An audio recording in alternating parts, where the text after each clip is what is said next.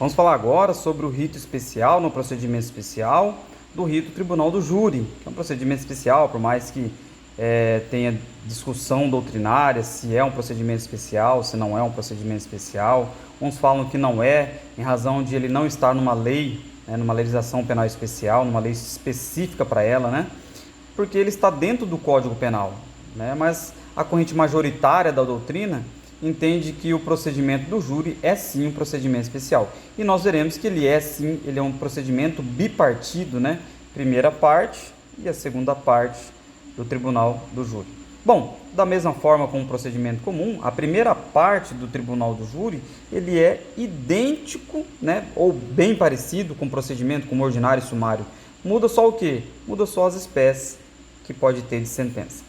Vai ter no procedimento especial, o inquérito policial, o levantamento de provas, diligência, né? Baixa uma portaria, instaura o inquérito policial, o delegado de polícia ele remete para os agentes policiais realizarem as diligências, levantamento de prova documental, levantamento de prova testemunhal, interceptação telefônica, busca e apreensão, prisões cautelares, tudo isso é feito no inquérito policial.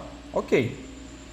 Concluído o inquérito policial com o relatório policial da autoridade policial, ele é enviado para o juiz, da mesma forma que o procedimento como ordinário e sumário, e depois envia para o Ministério Público para ele realizar a denúncia. Bom, quando o Ministério Público ele protocola a sua denúncia, o juiz ele tem as mesmas opções, né? Ou ele rejeita ou ele recebe a denúncia. Se ele receber a denúncia, ele cita o réu, um ato de comunicação processual, para o réu ele responder à acusação. Só que veja bem, aqui tem uma diferença entre o procedimento como ordinário e sumário. Por quê? Porque lá no procedimento como ordinário e sumário, após a análise de resposta à acusação, o juiz ele pode absolver sumariamente ou não. Ou seja, ele pode dar uma sentença antecipada, que é a absolvição sumária. No procedimento especial do júri, o juiz ele não tem essa opção de absolver sumariamente neste momento processual, ok? Ele vai absolver lá posteriormente, ele absolve sumariamente, mas aqui não é o momento processual.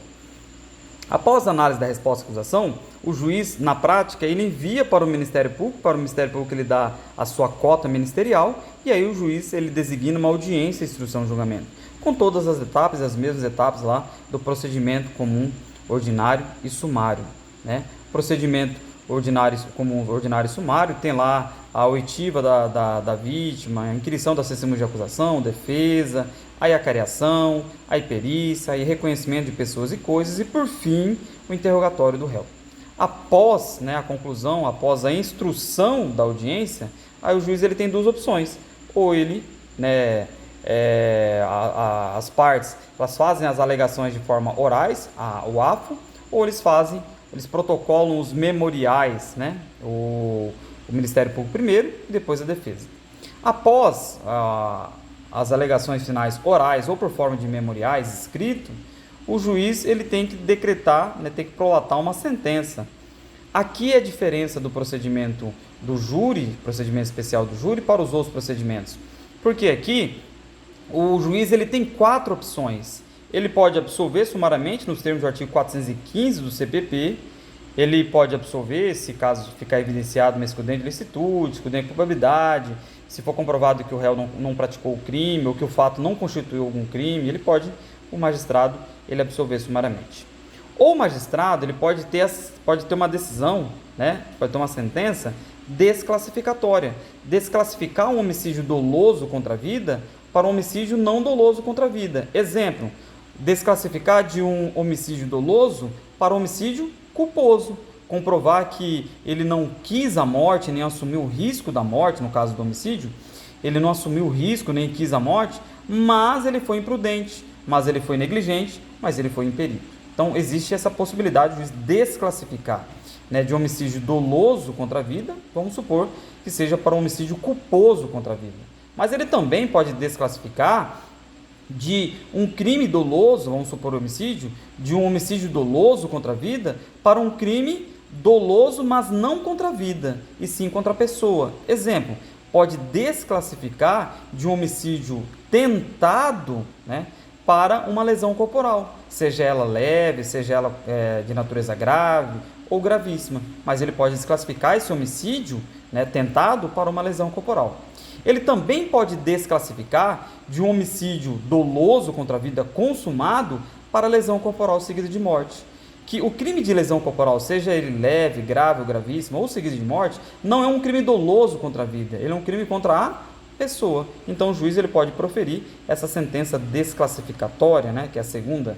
A terceira, o juiz ele pode proferir a sentença de impronúncia, né, muito questionado pelo um professor, chama-se Paulo Rangel, que é um juiz federal, muito questionado por parte, corrente majoritária da doutrina, por ser a impronúncia inconstitucional, porque ela deixa o réu, ela deixa o acusado no limbo jurídico, né? Ela nem absolve, nem desclassifica, nem pronuncia para a segunda fase.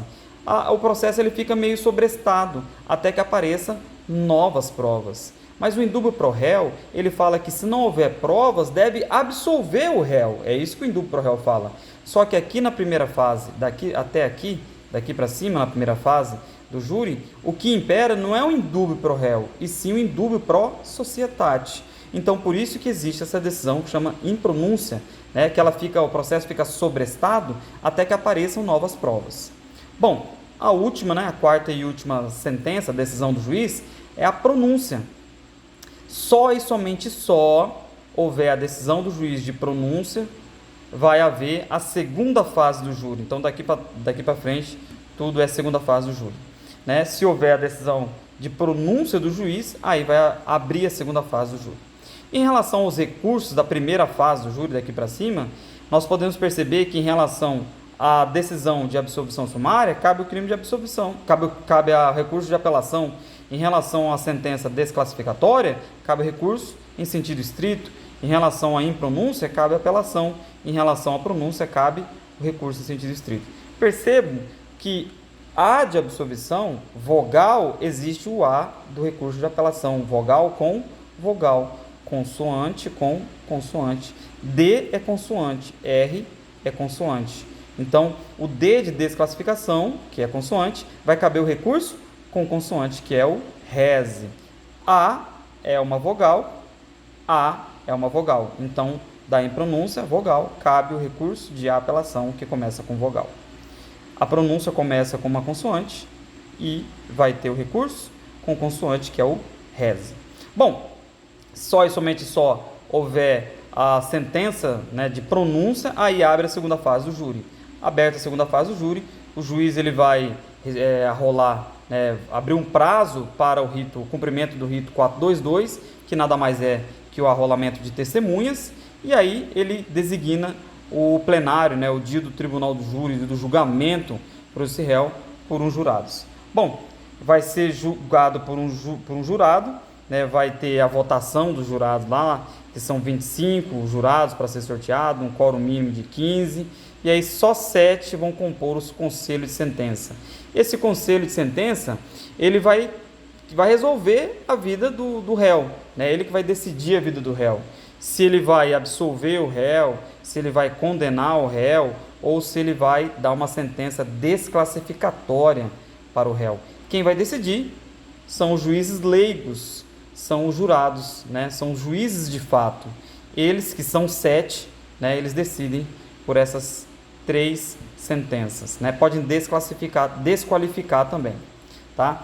Então, o conselho de sentença, eles decidem, o juiz togado, ele preside o plenário, ele somente vai presidir e, ao final, ele vai remeter a decisão desses jurados e fazer a dosimetria de pena, vai fazer a sentença, tá? Então, este foi mais um procedimento, né, que nós vimos.